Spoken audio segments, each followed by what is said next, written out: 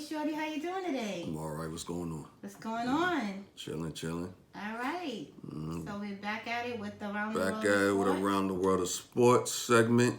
About to get into that real quick. Last night, the Indianapolis Colts played at the Denver Broncos. Colts won 12-9. They won in overtime. Can you say boring? Yeah, 12 to 12 9. to 9. That's a very low scoring game. Nothing but field goals. If you like kicks, you would have loved that game. Because there are absolutely no touchdowns in that game. Not one. Not one. Just kicks. Just field goals. If you like kickers, you enjoyed that game. If you like bad quarterback play, you enjoyed that game. What? But yeah. This Russell's first This is Russell Wilson. Game of the season with the Broncos? No. This is the fifth game already. Oh, he's been there all season. He's been there all season. I don't know why I'm under the impression that he been there. went there. No, he's been there all season. Okay. But he hasn't played well. You would expect Russell Wilson, probably a future Hall of Fame quarterback, would be doing a lot better with the Broncos. But yesterday was probably his worst game with them. I mean, he did nothing. I mean, it was bad. And not only him, Matt Ryan, who plays for the Indianapolis Colts, their quarterback, he was terrible too. They didn't look like NFL quarterbacks, to be honest. And they have the nerve to be airing this game on Amazon Prime. Yeah, Amazon Prime. People paying for this crap. I'm like, nah. That game's not going to get it. People shouldn't have to pay for that. I mean, the game was 9-9 going into overtime, and guess what? The Denver Broncos fans started leaving. I'm sure they did. A tied game, they left. Normally, a tied game going into overtime, you stay. You want to see what's going to happen. You want to see what's going to happen. They said, no, for this. They started booing Russell Wilson, and they left. Wow. You could say, oh, it was great defense. I'm not doing that. The defense was good on both sides, but to me, the story was bad quarterback play. I mean, they both got sacked numerous times. They both threw 2 interceptions apiece. Russell threw his 2 interceptions in the fourth quarter. I mean, it was just a terrible game. It was a terrible game. I'm surprised I stayed up and watched that game. But yeah, it was terrible. I don't have much more to say about that particular game, but Russell Wilson, man, he's got to get it together. I don't know what's going on. The thing is, the offense that they run is similar to the offense that he was running in Seattle. So it's not like the offense is, very different from what he's used to. Right. So I could understand if the offense was very different, you'd have to make a lot of adjustments. Right. But they pretty much do a lot of similar things. So it's kind of crazy that he's struggling this much. So hopefully he can get it together for the next game. Yeah. They're gonna need to start winning games because now they're 2-3. So Denver's gonna have to start winning some games if they want to do anything good in the season. Next up, I want to get into the NBA. There was an altercation in practice between Draymond Green and his teammate Jordan Poole. Oh my goodness. Yeah, it was crazy. I recently just saw the video. I heard about the story, but I recently saw the video. I actually saw it this morning. Draymond Green punched the mess out of Jordan Poole. What? Yeah. Oh man, what happened? And I knew from the story that he threw a punch. But when you actually see it, and TMZ has it, and when you see, I mean, it started off, it seemed like as a verbal altercation. Then Draymond Green walked up on Jordan Poole, got in his face. Jordan Poole shoves him with 2 hands. And then Green throws a right hard and cracks him with it. And Jordan Poole drops to the ground. No. Yeah, it was nasty. Oh my goodness. What? When was this? This was I believe Wednesday's practice. Oh my gosh. Yeah. They stopped practice. Practice was over at that point. And then people, started to separate them. I mean, it was really no separation because Jordan Poole dropped. And Draymond Green's a big guy. This guy's 6'6", about 230 pounds, and he put force behind that punch. They're saying Jordan Poole, thankfully, is okay. They're saying he's okay. He was at practice the next day and played in practice. Okay. Draymond Green was not there. He showed up early just to apologize. He apologized to the team, which I found was a little weird. Like, it's okay to apologize to the team, but it doesn't sound like he personally apologized to Jordan Poole. Right. Jordan Poole was in the room. But to me, you got to go directly to him and apologize. I don't know how this is going to affect the camaraderie on that team. They are a pretty tight-knit crew. I mean, obviously they won championships together, just as recently as last season. But they're handling this in-house, which it was at practice. I get that, but judging from the video, I mean, Adam Silver, the NBA commissioner, might have to get involved in this. I mean, I don't know what the rules are in terms of incidents happening at practice because it didn't happen during a game. But if that happens during a game, this dude is going to get suspended for a long time if it happened during a game. Being that it happened during practice, Bob Myers, who's the GM of the Warriors, is saying that Draymond Green likely won't get suspended. They say he's going to get punished, but they're not really being clear as to what that punishment is. Right. I don't see how you could just cold cock a teammate like that and there's no real ramifications. That's sad. It's a messed up situation. They clearly have banter going back and forth. They said that they have a history. I mean, it's never been this bad. But I understand practice, it gets heated sometimes. You might push and shove your teammate or whatever and you move on. You can't punch him like that. The way he punched him is no excuse for it. And when they interviewed Stephen Curry, who's always, or most of the time, pretty jovial type of person, you could tell Steph Curry was very serious. Yeah. He looked upset. I've never really seen Steph Curry really look that upset, but he looked upset, and he came to Jordan Poole's defense.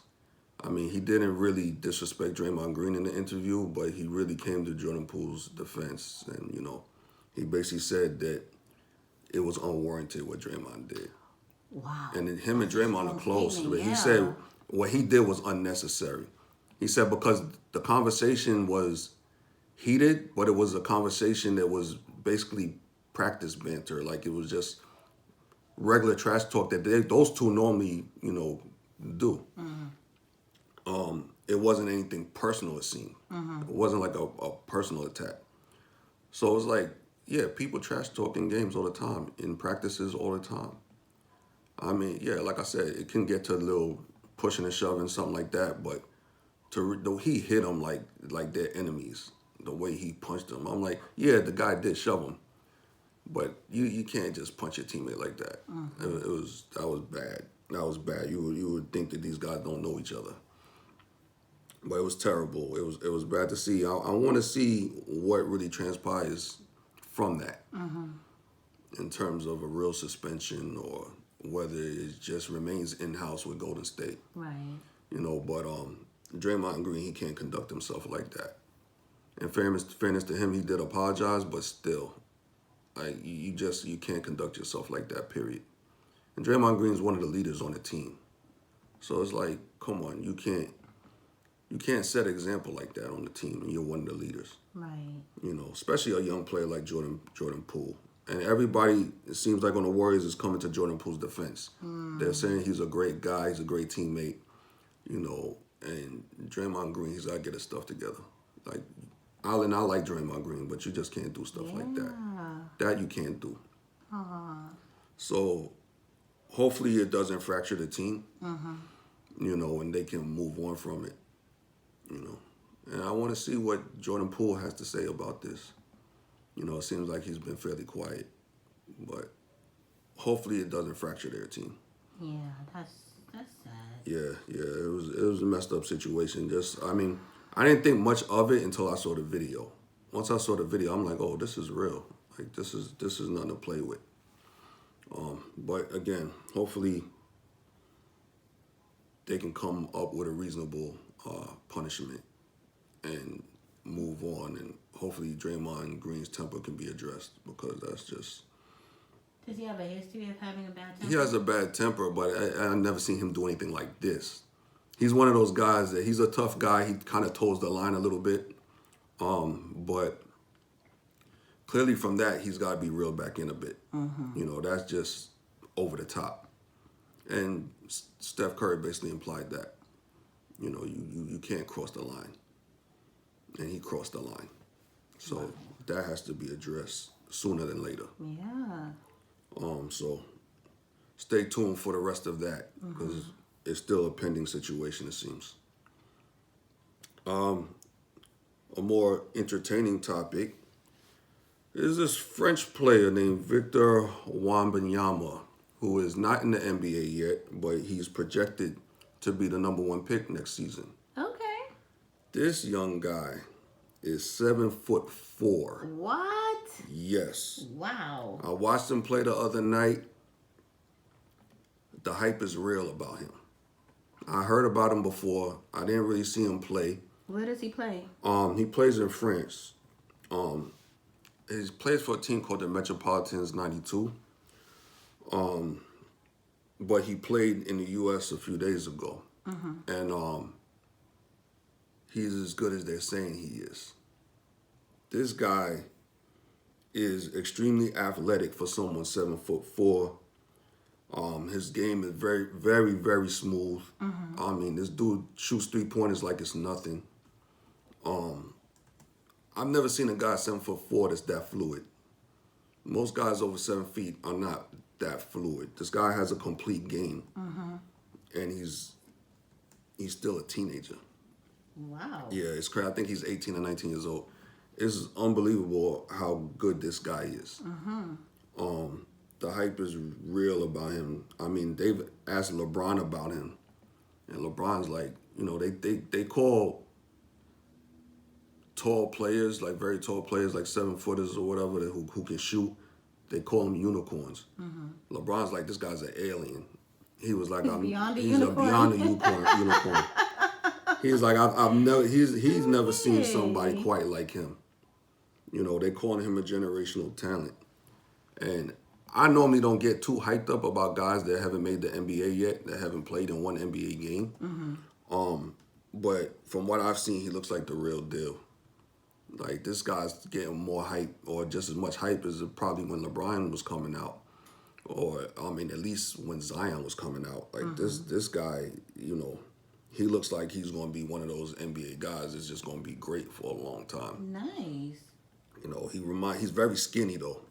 That's my only concern about him. He's very skinny. No, he's young. But he's young, and he's probably going to fill out. Hopefully he'll fill out, yeah, because they'll use that against him. Yeah.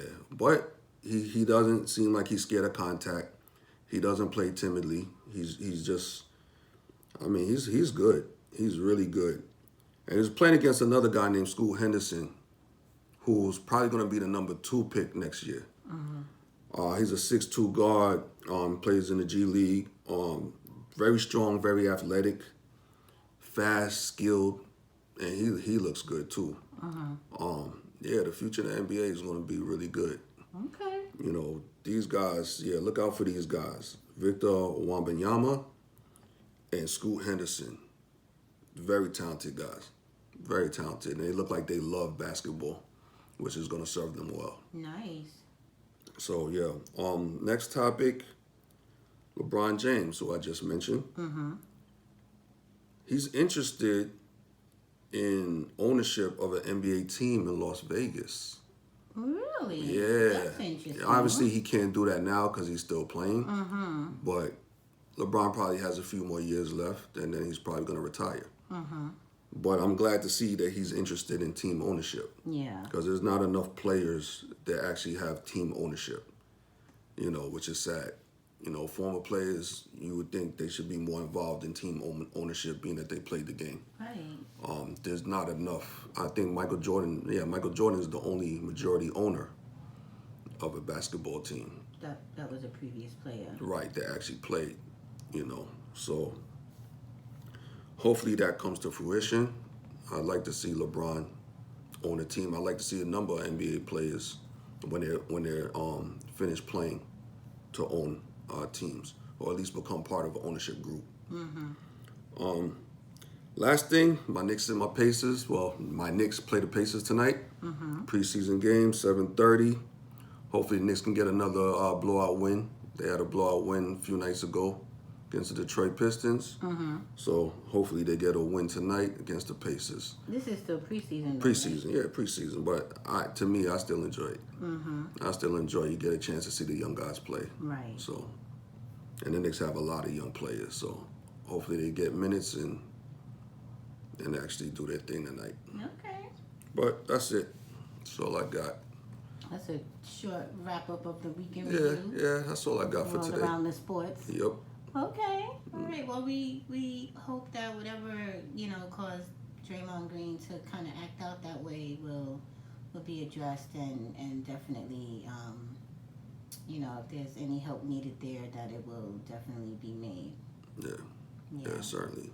Yeah, that needs to be addressed for sure. Yeah. All right. Well, we'll look out for. Tell us again the name of the French guy. Victor Wabanyama. Okay. Yep. All right. Well, and keep an eye out for Scoot him. Henderson. If it wasn't for Victor, Scoot would probably be the number one pick. He's nice. Okay. But Victor Wabanyama. All right. I've never seen anybody like him. Sounds good. All right. All right. Peace. Peace.